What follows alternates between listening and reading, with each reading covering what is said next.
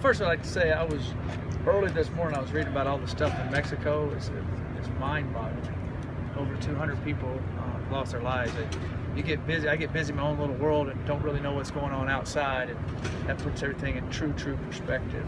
So I'm just thankful for the people in Mexico and Diego Gonzalez and all the people there that we know. So our prayers go out to the people there. It's unbelievable. All right, take any questions from there. At this point, is it safe to say Kavion Dunton's redshirted? I don't know yet. Just depends on injuries right now, but it's closer to that. But we're still practicing and seeing how everything works out. Coach, now that you've had a few days to kind of watch film on Washington, aside from the fact that they lost a number of starters on both sides of the ball, what would you say is the biggest difference between last year's team and this year's team? I think they're better right now than they were when we played in the Pac-12 championship game last year. Their secondary, they lost some guys in there like we did, but their quarterback is completely healthy. He was a little beat up at the end of the year. You could kind of tell the way he was throwing the ball and stuff. He's making all the throws. They're clicking. I think they're a better team than they were when we played in the Pac-12 championship game last year. We've seen Nate Lamon on special teams. How's he progressing, not only in special teams, but as a linebacker? Yeah, he's doing well at linebacker when we've thrown him in there, and he's playing on special teams, and just keep getting him prepared. He's going to play on more and more special teams, and hopefully if we completely stay healthy on defense, he won't have to play a ton there, but he'll play some for sure.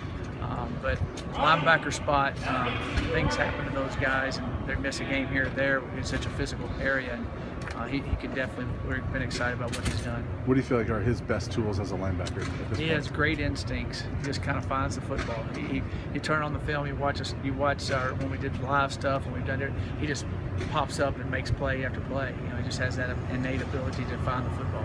The old saying, he has a nose for the football. He does. They always have a great quarterback in Browning and some great wide receivers, but does it still start up front against their run game for you guys? Yeah, they ran for over 260 yards on us last year, completely dominated us, especially in the second half.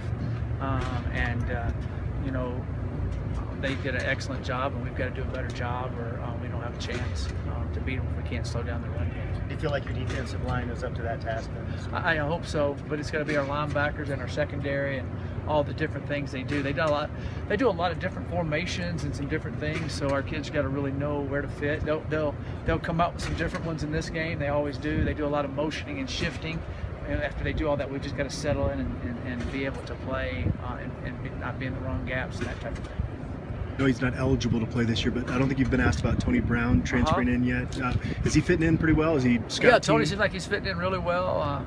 He's real athletic. He's looking excellent on the show teams, and I've been pleased. He's doing everything. Seems like he's going well with him. Every time I talk to him, he's liking it here and enjoying it. So we're excited to have Tony here.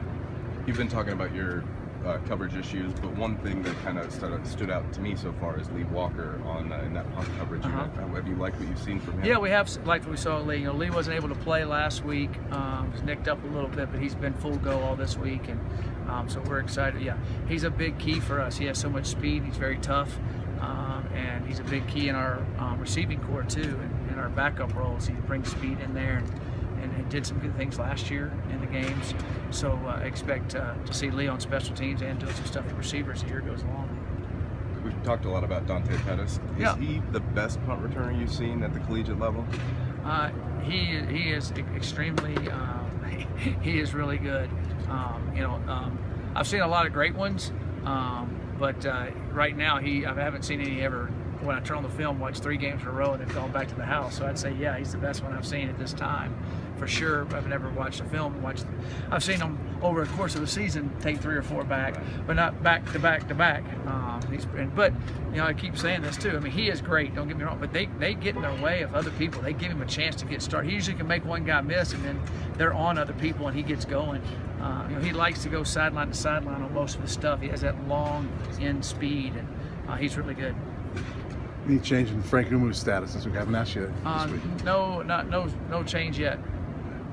Jonathan Huckett's practice? Yeah, Jonathan's been doing good. He was able to play last week, but we were able to keep him out. He could have gone if he didn't practice all week, so we decided to go with what we had. But he's done good. Thank you, Coach. Thanks, guys.